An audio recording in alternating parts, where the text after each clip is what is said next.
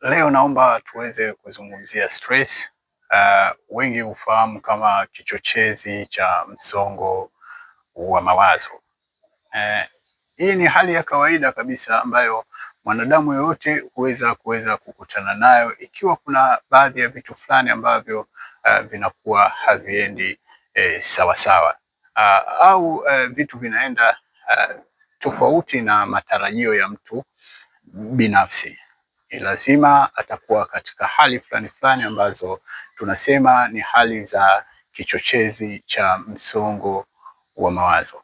Ni hali za kawaida katika maisha ya mwanadamu kwa sababu ni hali ambazo zinaweza kuwa zinatokea katika maisha yetu ya kila siku.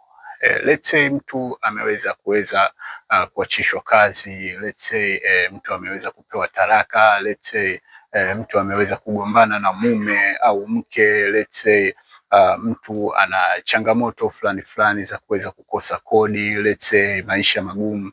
Hizi ni hali za kawaida kabisa ambazo wakati mwingine humfanya mtu au humchochea mtu kuweza kuwa katika hali za uchochezi wa msongo wa mawazo. Kuna njia mbalimbali ambazo mtu anaweza kuweza kuzitumia katika kuweza kukabiliana na hizi stress.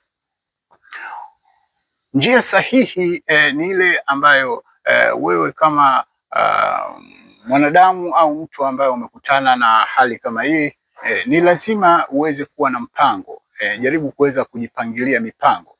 Lakini kila mwanadamu ana kitu ambacho ana uwezo wa kuweza kukifanya kikaweza kumpa furaha au kikaweza kumpa utulivu pasipo kuweza kufanya kitu ambacho moja kwa moja kinaweza kumpa furaha ya muda mfupi na kuweza kujitengenezea matatizo makubwa katika maisha yake ya baadaye au katika afya yake kiujumla kwa hapo baadaye.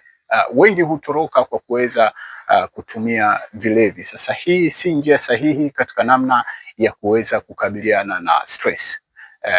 Unaweza ukawa na mpango wako katika namna ya kuweza kuangalia unapenda kitu gani. Unapenda kuweza kuangalia movie, unapenda kuweza kuogelea, unapenda kuweza kusikiliza music, unapenda kuweza kufanya mazoezi au unapenda kuweza kucheza michezo mbalimbali. Unaweza ukaangalia ni kitu gani ambacho unaweza kukifanya na kikakufanya uweze kuweza kujisikia vizuri, ili mradi ile hali ambayo unaweza ukawa una struggle nayo isiweze kukuathiri katika kipindi hicho.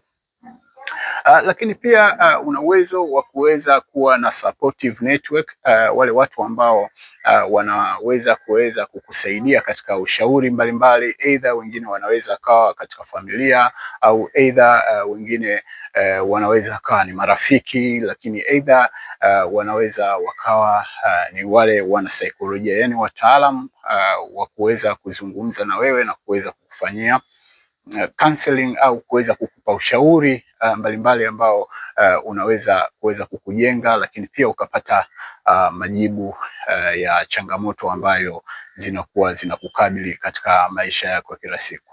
Kuongea yale yanayokuumiza au kuongea yale yanakuchanganya ni sehemu ya kuweza kupunguza mzigo, japo huwa tunasema kwamba inategemea unaenda kuongea kwa nani.